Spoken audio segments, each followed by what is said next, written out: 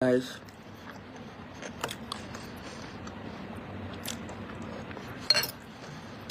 makain ako ng toge ngayon eh.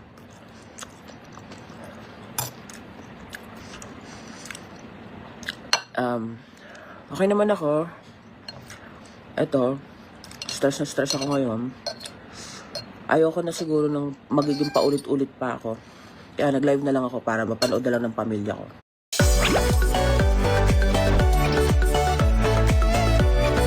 Grabe guys, totoo. Unang-una, hihingi ako ng pasensya kay Tony. Pasensya ka na kapatid kung dito ko dadaanin kasi hindi ko makokontrol yung nararamdaman ko. Dito ko na lang sasabihin. Pasensya na sa buong Toro family.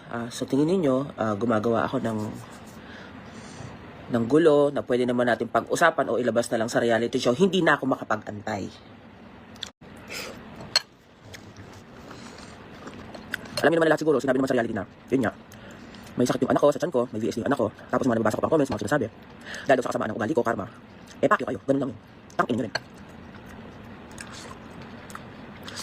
Hindi mo papadali pa tayo ng ng mga nanonood.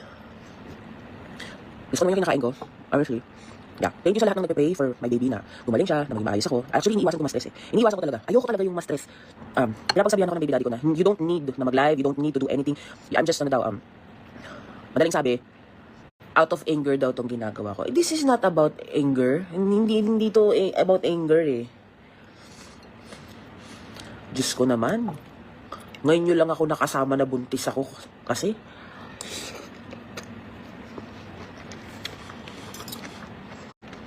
Kung sasabihin ko, sama to ng loob. Sama ng loob. Sama ng loob na hindi ko sukat akalain na sa lahat-lahat ng tao natatarantado sa akin na ngayong buntis ako. Kasama ko pa sa bahay. Yung kaya niya pang magpahabol, ang kapal ng mukha talaga, hayop talaga. Ang ina kong kay Tony, kaya mong gawin yan, sa akin gagawin mo rin, animal ka. Nanggigigil ako kasi ang galing-galing mo talagang tumalikod ng tao.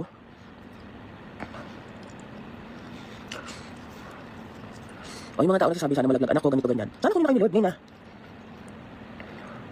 kakapal ng mukha eh.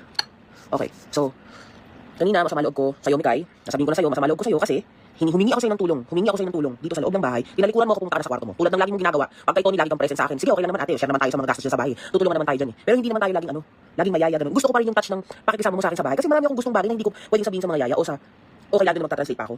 Okay, pinagbigyan ko. Sige, nag-rant na lang ako. Unang beses na ako nag-rant sa GC natin. Nag-rant na lang ako. Sinabi ko na lang na ang sama ng loob ko na ganito yung nangyayari sa akin. Ayoko na ma-stress yung baby ko sa tiyan ko. Tapos malalaman ko nandiyan ka na kay Tony.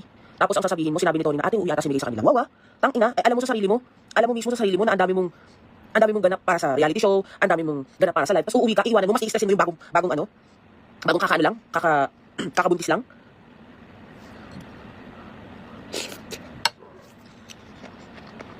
Si Papi mapipilitan tuloy na gumawa ng mga bagay na nang naghihirap siya ngayon sa niya. Sa sitwasyon niya. So dahil aalis ka, gusto mo, iwan mo na lang sa amin yung mga dapat sa'yo. Kasi single kayo, gawin mo lahat ng gusto mo kasi wala kang syota. Sasabihin mo na naman palagi, wala nakakaintindi sa'yo. Ang ina Mikay, ako ang umintindi sa'yo. Lahat ng kaartihan mo kay Tony sa buong pamilya, inintindi kita.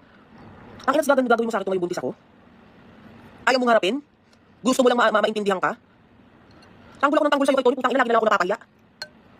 Basta ang ina, tatalikuran mo ko. Kaya sinasabi ko sa'yo, ang kapal ng mukha mo pag tinalikuran mo ko, aalis ka na daw eh. Gusto mo daw umuwi sa inyo, sige. Pero ngayon sasabihin ko lang sa'yo, pag ngayong aalis ka, kapal ng mukha mo. Gawin sa akin to ngayong buntis ako.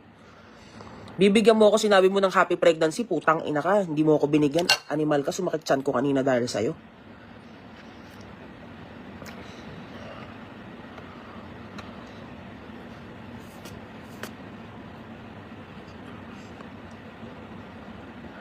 Napapagod ako magpaliwanag sa partner ko ng nasasabihin ko sa kanya in English.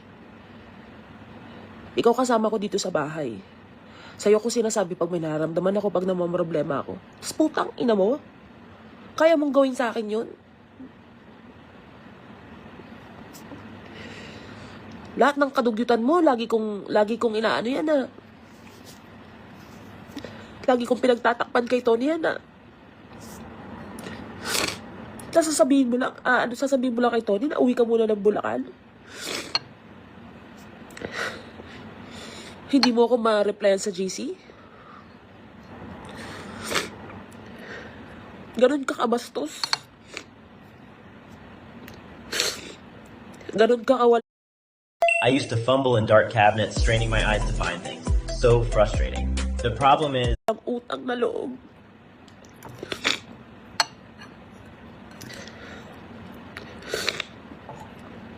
Ano ba naman yung ano? Alam mo naman magagalit ako ganyan. Ano yung tapikin mo ako dito sa loob ng kwarto? Hindi ko na napipigilan yung sarili ko bigay sa sa message eh. Kasi binatos mo ko kanina.